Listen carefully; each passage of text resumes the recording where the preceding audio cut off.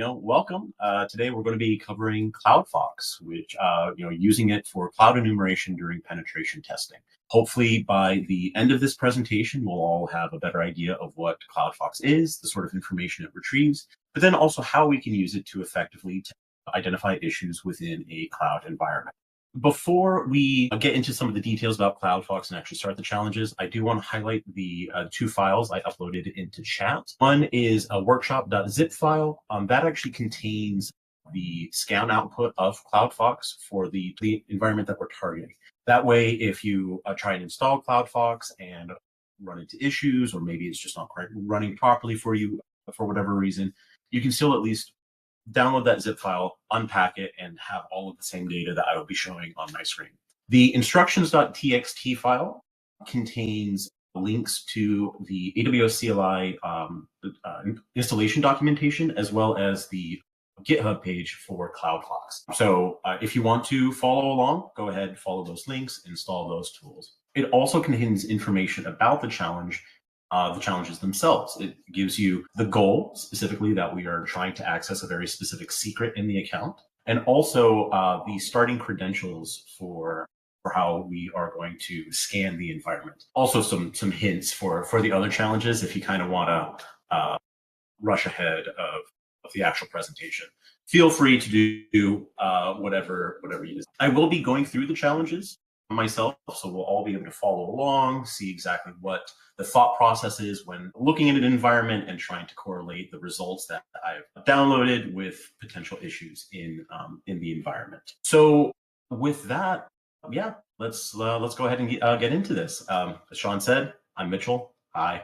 I'm a senior security consultant here at Bishop Fox. I've been here for about 5.5 years now, something like that. And I lead the cloud penetration testing service line. For that, we cover, as you'd expect, cloud platforms like AWS, Azure, GCP, but we also include Kubernetes as well as DevOps, so like GitHub, CI/CD pipelines, things of that nature. Basically, if it is managed infrastructure, so meaning infrastructure that you host online, we will go ahead and test that. For today's challenges, I've crafted some AWS challenges for us. That way we can actually go ahead and learn how CloudFox will retrieve information from an account and how we can interpret that. But before we start looking at CloudFox, I think one of the things that we all kind of need to understand is what is a cloud penetration test? Because it's probably a term that we've heard used several times before, but it's kind of a newer field of security, at least one that isn't as well established as, say, like network testing or web app testing. Cloud penetration testing is testing, the cloud, but more specifically, it's testing infrastructure. If we think about a traditional office building, we have our computer. We're going to have some servers. We'll have networking, file shares. We'll also have our identity and access management. So for thinking Active Directory, we have our users and then the permissions that are assigned there. All of those same concepts are going to be found in a cloud environment. But on top of that, we have additional services that we can encounter. So Kubernetes is a prime example. You will typically see those in cloud environments. Serverless functions, we're also going to be including things like container registries for hosting container images. If you want to run your own version control system. So if you don't want to use GitHub, well, thankfully, cloud providers can offer their own solution there. So there's a wealth of services that you can choose from. I believe in AWS specifically, it has over like 220, just an absolutely insane number of options for you to choose from for running your environment the way that you want to. But when dealing with these environments, not only is the number of services that you encounter going to be rather large, but the number of resources that you encounter is going to be large as well. It is not uncommon to, in just a single account, encounter tens of thousands, maybe even hundreds of thousands of resources. For us performing a cloud penetration test, it is critical that we can enumerate all of those resources to identify, one, what's there, how is the environment configured, and then most importantly, what issues are there. If we can identify those issues and exploit them, ultimately, we can benefit the client by helping protect them against malicious actors. With that goal of needing to enumerate the services and resources in an environment, that is where CloudFox comes in. Its sole purpose is to enumerate resources that are in the environment. One of the great things about CloudFox is that it is really just going to present information to you. It is not there to make assumptions about what is and isn't potentially vulnerable. It is just going to collect info, put it into a nice parsable format for you, and then tell you, hey, this is what is here. There are some tools out there that will try and filter those results through the lens of some arbitrary security benchmark. And while that information may be useful in certain contexts, generally speaking, every cloud environment that you're going to encounter is going to be its own sort of unique entity. And so it's important that you judge the environment and its security based off of the data that is in front of you. And that is, again, exactly what CloudFox does. Another great thing with CloudFox is that it does not make any state changes in the environment. So you can run the tool and you don't have to worry about it accidentally deleting a database or maybe locking anyone out. That does happen, unfortunately, with certain tools, or if maybe we're just accidentally select the wrong argument. That absolutely can occur. But with CloudFox, you don't need to worry about it. So with that quick overview, let's go ahead. Let's kind of jump into the challenges here.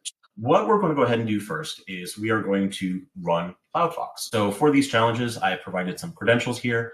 If you are unfamiliar with what these credentials are, these are actually AWS user access keys. Typically, you don't want to be sharing these out with 30 plus people, but for the purposes of this, for this workshop, it's completely fine. What we'll do is via the AWS CLI, I'm going to add those to the AWS CLI, and that is going to allow me to authenticate into our target environment. So we'll do AWS configure, and then I'm going to give it a profile name. This is just going to make it a little bit easier for us to identify what credentials we're running commands with. And we'll call this workshop. It's going to ask for an access key. That's the one that starts with AKIA. And then we're going to go ahead and give it a secret key here, put that in. We don't need to give it a region, but I'll just go ahead and give it US West 2. And then output format, doesn't really matter for our purposes, but I'll just put JSON there anyway. You can leave those two fields blank, entirely optional. Now that we have those credentials in there, we'll just want to sanity check that they are working. AWS STS get caller entity, spell that. And then we'll pass it that profile so that AWS CLI knows exactly which set of credentials we want to confirm are working. We'll send that. And as we can see, we have this output here. It gives us a user ID account and this ARN, which also confirms that is the workshop starting user. So our credentials work. So the first thing when you gain credentials for a test is you want to try and figure out, well, what can you do? But you also want to scan that environment. Now you can manually go ahead, run commands to enumerate everything, but that's going to be slow. Ideally, you want to try and automate that process. So how are we going to do that? That's right, CloudFox. So let's go ahead and run the CloudFox command. Without any arguments, we can see that it's going to give us some available options. So we have our three major cloud providers. We have AWS, Azure, and GCP. We also have this completion option in here. So that way, if you want to add a completion script to your shell, you absolutely can. If we then take a look at what the AWS command offers, we'll see that there is a slew of options available to us. Now, earlier I had mentioned that AWS has something like 220 plus services. I don't know the exact number of options here, but this isn't 220. But what I can tell you is that the options that we have here, such as listing out access keys or listing out Lambdas, the number of principals, or maybe your SQS queues. These are going to be the services and thus the resources that you're going to encounter in pretty much every single AWS test. Ultimately, we find that these are the most important services and resources, and where, the ones where you're going to find the most common issues that you can encounter in environments. Before I run any AWS command, I'll go ahead and show you our Azure options and GCP options, because this tool does support those platforms as well. As you can see, we don't have as many options there, but we are still actively developing CloudFox, and so in future releases, we'll have a few more options. If you want to contribute, feel free. Fun fact, we actually have some Kubernetes functionality that is going to be rolling out soon. I was just helping another one of our consultants go over that. Looks incredible so far, and I'm really excited to have that so that we can all enumerate Kubernetes clusters a little bit more easily. But back to the task at hand, let's look at CloudFox AWS. Of these options, there's two that I really use on my typical engagement. First, we have all checks, which, as the name kind of implies, runs all of these checks. It doesn't run outbound assume rules simply because that takes kind of forever to run, especially when you're in a large, complex environment. So that's a separate check that you can go ahead and run.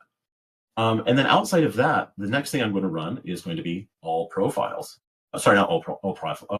all profiles. It's the TAC-P command for profile. Just like when running a command for AWS CLI, you want to specify what credentials you're using. That's the command I'm going to use to do that. So let's run CloudFox. CloudFox, AWS, objects, profile, and what do we call it? We're going ahead and run this. Now, while that's running, let's actually take a look at what the output of this tool is going to look like. As on the left-hand side, we can see I already have the output here. If you scan the environment yourself, you'll find that the .cloudfox folder, which is the default output folder, is going to be in your home directory. So just go there, find the .cloudfox, and then you can iterate through or navigate through the folders. So you'll go to CloudFox output, the name of the cloud provider, and then the name of the profile and whatever that account identifier is. And we have 4 different folders. We have CSV, JSON, table, and loot. Now, our CSV, JSON, and table folders are going to contain the exact same information, just formatted in different ways. As you'd expect, CSV is CSVs, JSON, JSON, and then the table is actually text files. So if you have a preference on how you go about parsing this information, you pick your poison. I personally love using the JSON output because I do basically half my job is running JQ, if I'm being completely honest. And so the JSON output is incredibly handy for me to quickly identify what information I need to care about in an environment.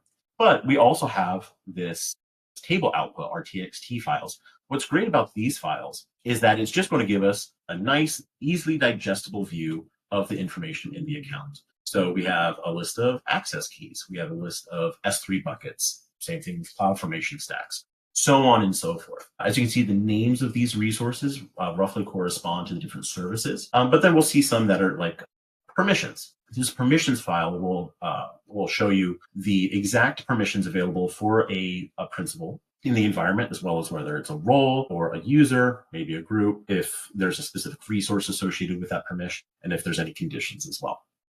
Same thing if we look at principals, we'll see this is going to be an entire list of principals that are in here. Let me actually try and increase the size of this so it's a little bit easier to see while CloudFox is running. So we can see we have a bunch of users here, and then we have a bunch of roles here as well. Just really easily digestible information that we can quickly look at and get a bird's eye view. Probably one of my favorite files, though, that's output is this inventory.txt file. In this environment, we have 70 resources total that have been deployed. As I was mentioning earlier, you can often see ones that have tens of thousands, or maybe 100,000s of resources. This just gives you a quick bird's eye view of what is there. Currently, we have 20 access keys, 20 roles, so on and so forth. It looks like CloudFox is still running, should be done just momentarily. And then once that's done, we can go ahead and get into our first challenge. So of the 5 challenges that we have, the first is find the credentials stored in the CloudFox output. Now, this is representative of an incredibly common issue that we encounter in cloud environments. Oh, hey, it finished. Incredibly common issue, and that is insecurely stored credentials. I think we all kind of know what that entails. Someone just put a username and password somewhere where they shouldn't have put that. With the output that we receive from CloudFox, we can actually check some of that information. Now, there are common locations where we're going to encounter that. For a big one is going to be in installer scripts, which you might see in EC2 user data. You might also see it in some application templates in Azure, all over the place. You'll also see them in S3 buckets. You can see them in serverless function and environment variables. Actually, if we look at this nvars.txt file, this is where we would see environment variables, and no actual secrets here, but I promise you there are secrets that are often stored in environment. So with those commonly encountered areas where secrets can be stored, CloudFox is going to try and pull as much of that information as possible. One of the really common places that we also encounter that secrets is in IAC files, or infrastructure as code files. If you don't know what infrastructure as code is, that is code files that describe how you want to set up your environment. So if you want to say, hey, I want 5 different virtual machines with all of these different settings, you type those up into a single file, you send that file through whatever your infrastructure as code platform is, Terraform, Ansible, CloudFormation if you're using that, and then it will deploy those resources. But unfortunately, as I mentioned, people like to put secrets in those. With CloudFox, we actually retrieve CloudFormation data. Looking through this data, we'll see it's going to tell us exactly what the template is that corresponds to this stack. Sorry if I'm using terminology as well that you may not be familiar with. But yeah, ultimately, this is the code that determines how this resource is being deployed. Now, without getting too much into the nitty gritty of this, what this template does is it creates an AWS IAM user, and then it creates an access key for that user so that it can authenticate to the environment. It also gives that user some permissions. But the developer of this template, totally not me, made a big mistake. And that is that they output the secret, the access keys via the CloudFormation output field, meaning that that information is going to be output in clear text. So anyone with the ability to review CloudFormation data would be able to retrieve this access key ID and this secret key and then authenticate into the environment. So this is the answer to our first challenge: find the credentials stored in the CloudFox output. As I mentioned again already, you can find this information in a lot of places: environment variables, user data, so on and so forth. So let's go ahead, and I'm going to bring up this terminal again real quick, and then we're going to take these credentials, and just like we did before, we're going to add them to our AWS CLI. AWS configure profile, and I will call this C1 for challenge 1. But you can name your profile whatever. It's just an identifier. I'll put that there. We're going to put the value in there as well. Region, I'll leave that blank to kind of show you that those fields aren't necessary. And now we'll do AWS STS get caller identity profile C1. And same as before, this is to sanity check that the credentials are actually working. Perfect. We can see that they are. We have now found access keys in some of the CloudFox output. Same as before, we want to figure out, well, what can these access keys do? Well, we've already scanned the environment with CloudFox, so we can actually correlate the username that we have here with a set of permissions to determine what this principal can perform. So we're going to go to the table folder here, just because it's going to be easier for us to look at. And then we're going to go to permissions. We don't need to go to principals because, well, we know who we are. So permissions is where we're going to be interested for the time being. Increase that just a skosh there. Cool. Now there are a lot of lines in here. There's 6,277 lines in this file.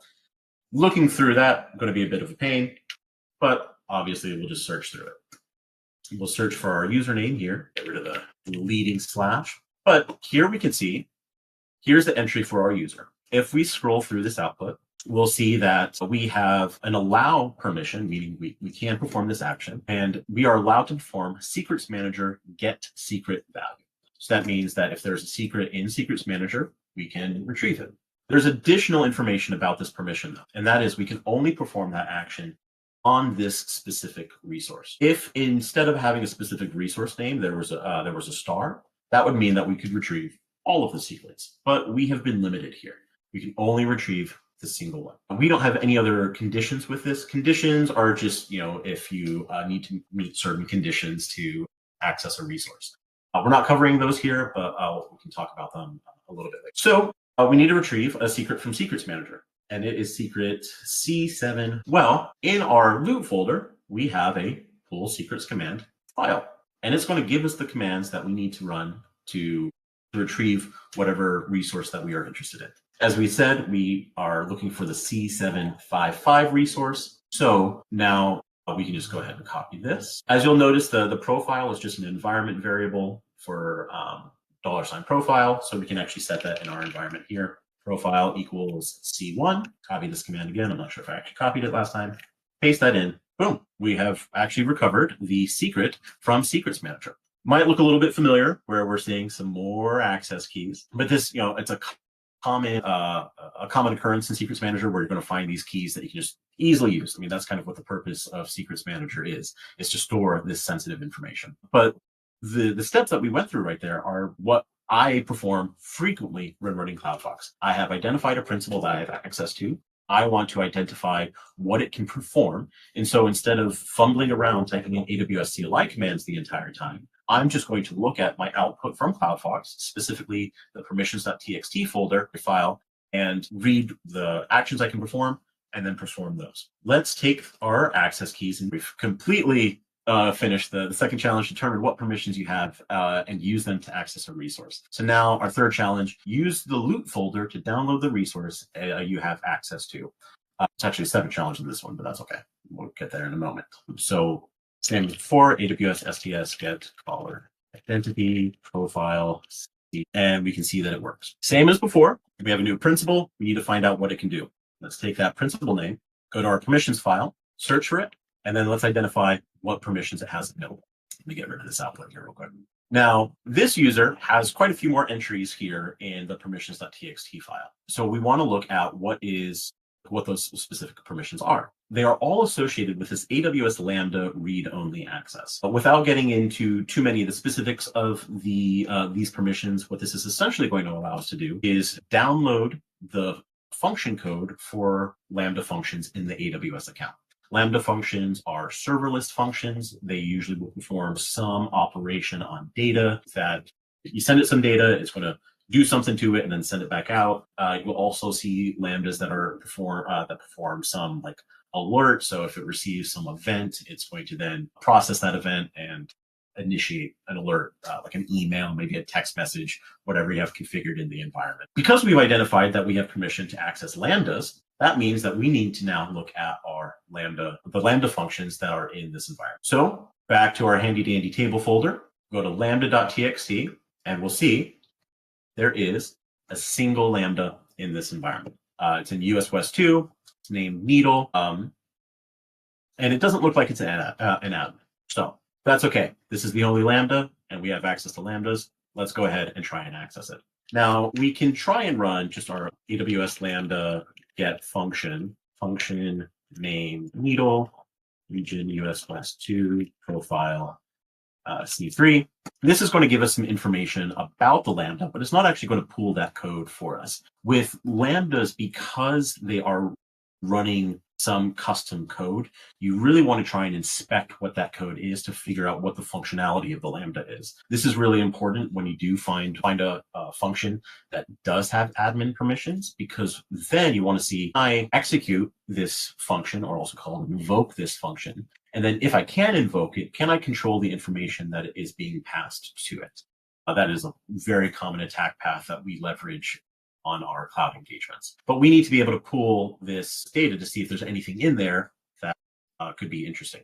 Like before, we are actually going to go to our loot folder, Lambda get function commands. And unlike the secret command, what this is going to do is it's going to pull the URL where we can actually download the Lambda function and then just save it to a zip file. Lambdas are usually uploaded as zips in the environments. So go ahead and I need to change my profile too. So profile equals C3, and we will run this.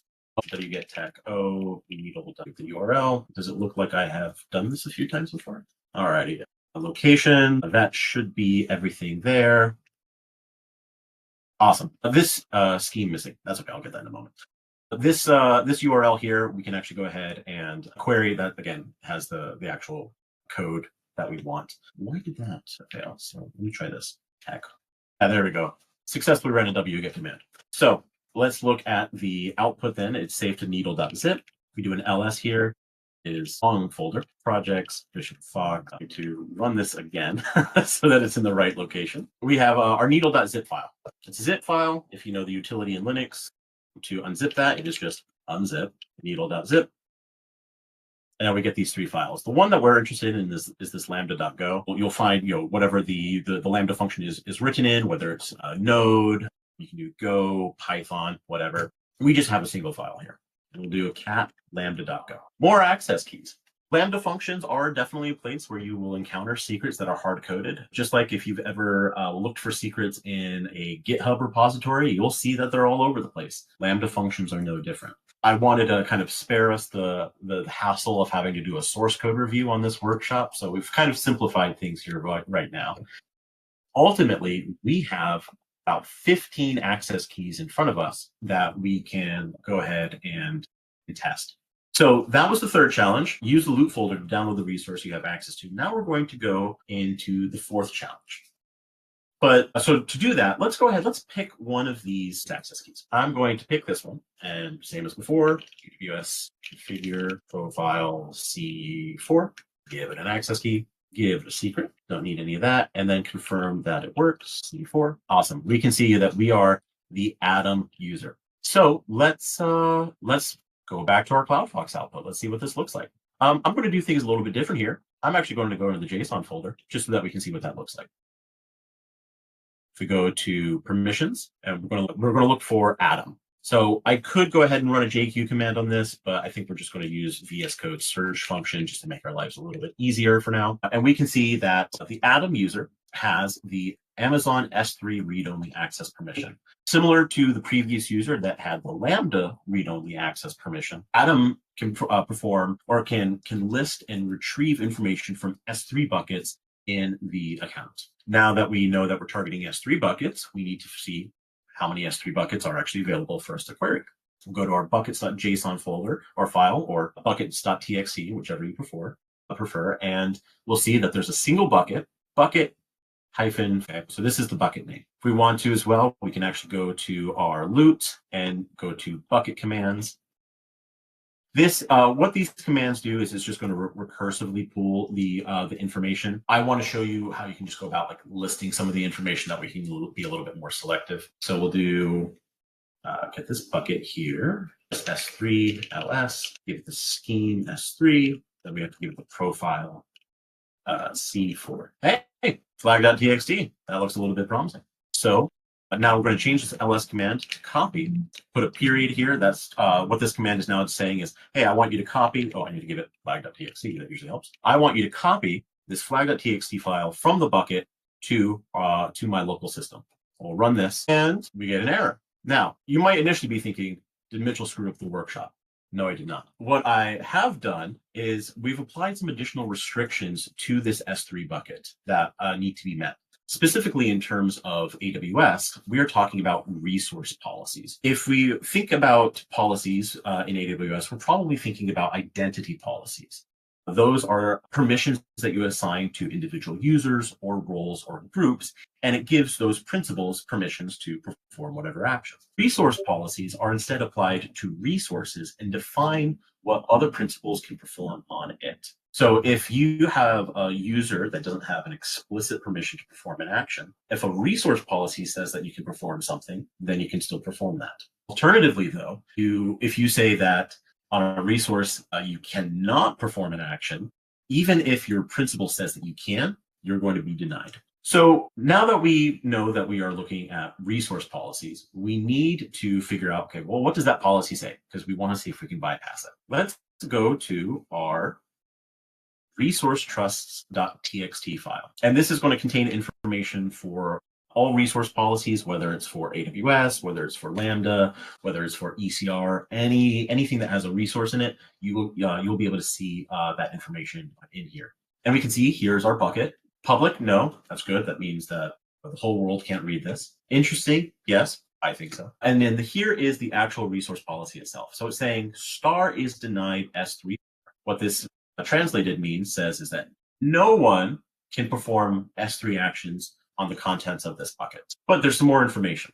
And it says only when AWS principal arm string not like, and then it gives you an ARN. And then we see that twice. What these lines are saying is that no one can perform AWS S3 actions on the contents of this bucket, like S3 copy, unless you are this role, organization account access role, or this user, Francine. So that means Francine, an organization account access role, can actually retrieve the contents of this bucket if they have permission.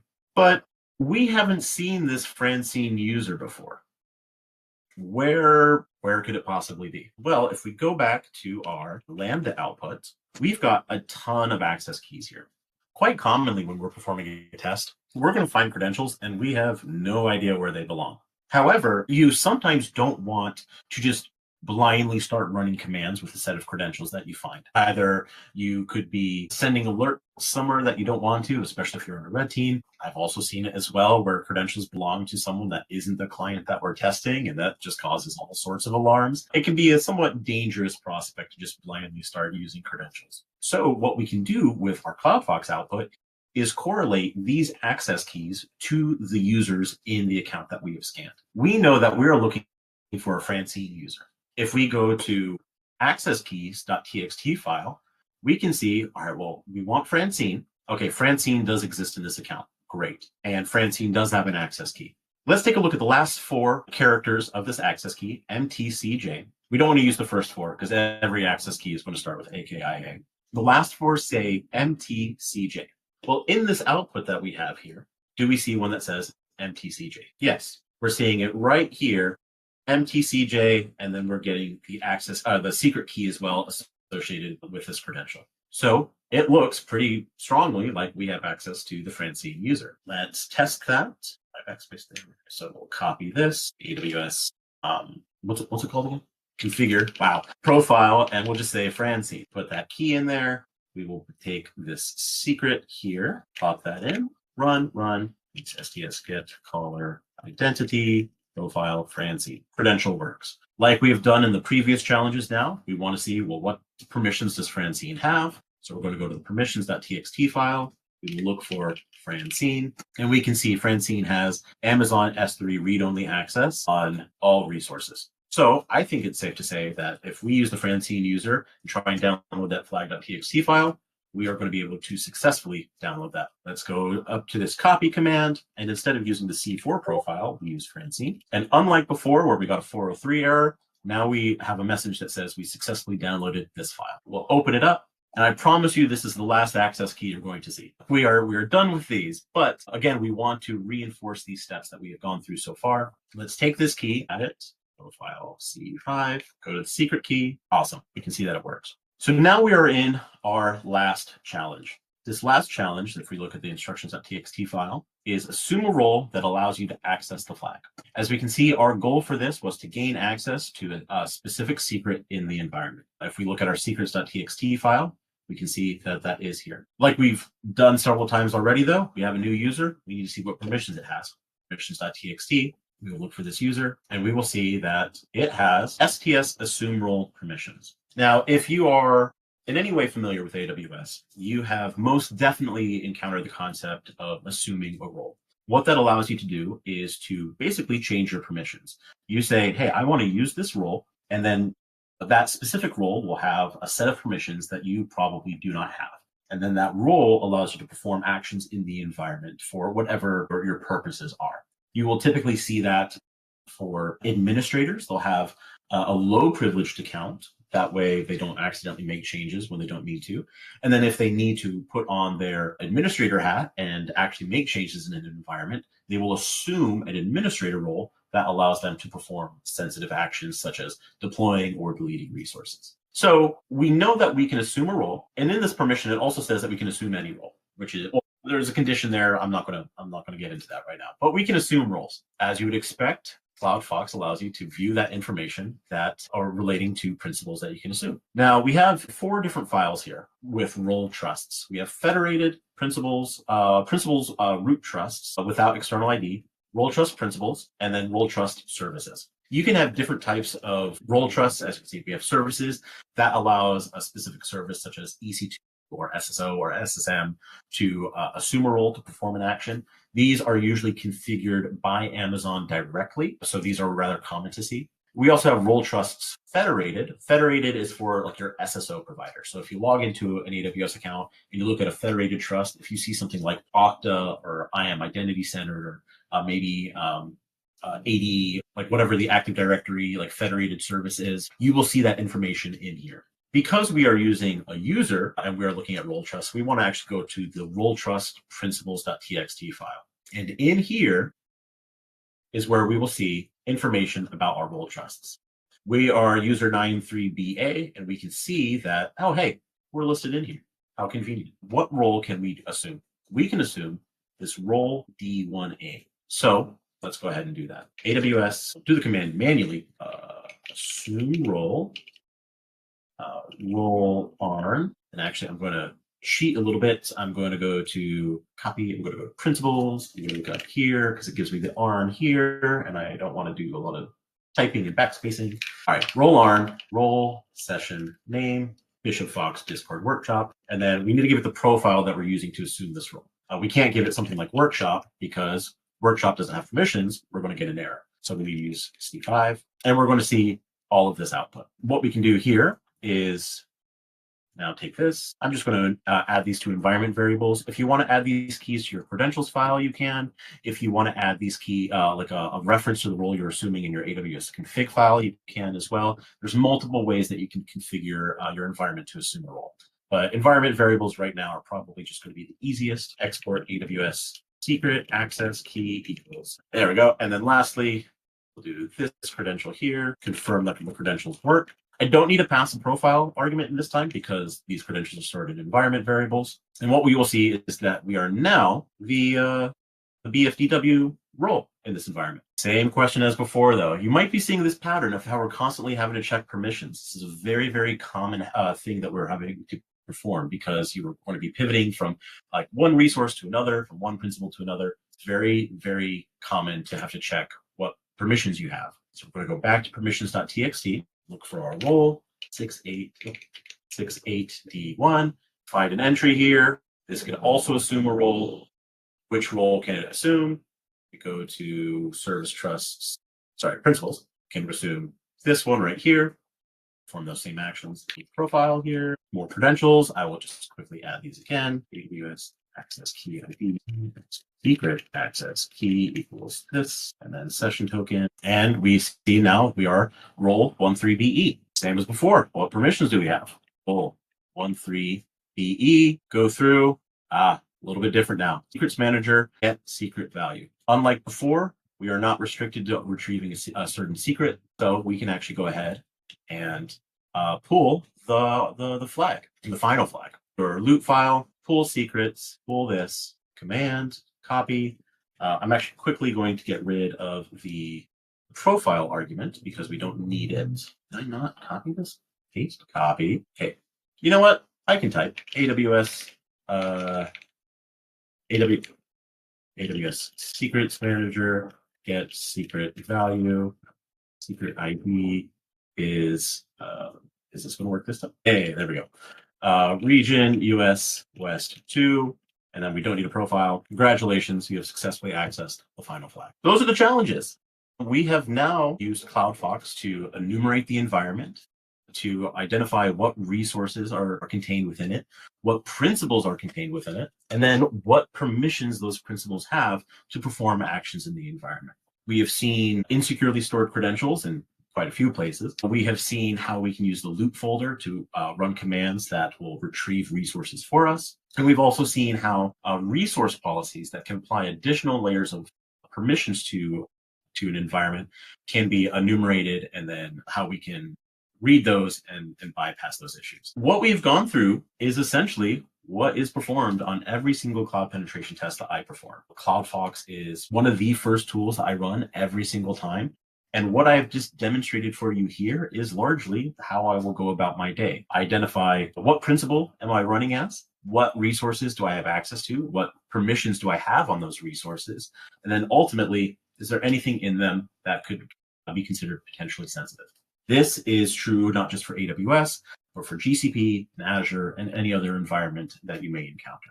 So hopefully through these challenges, if you followed along yourself, or if you were just watching me, we have a much better idea now of how CloudFox works, the information that is retrieved, and then how you can use it effectively. That's all from me. Thank you so much for doing this, for joining. If you are interested in playing around a little bit more with CloudFox or with vulnerable environments, I highly recommend that you check out CloudFox. Let me actually stop sharing my screen real quick, and if I can figure it out. Foxable. It is a vulnerable by design AWS environment, and it was designed specifically so that you could use CloudFox to enumerate it and identify issues within the environment. These challenges are going to be far more complex than the ones that I have created and demonstrated here, but they are going to give you a far more realistic view of the sort of issues that you can encounter, as well as the information that is going to be retrieved with CloudFox. Definitely recommend checking that out if you can. It's mostly free. Some of the resources that you can deploy will incur charges, but we notify you of those charges before you deploy them. But yeah. Oh, and also use CloudFox on your cloud tests. It's, as you can see, a very easy tool to use, and it provides you with a wealth of valuable information.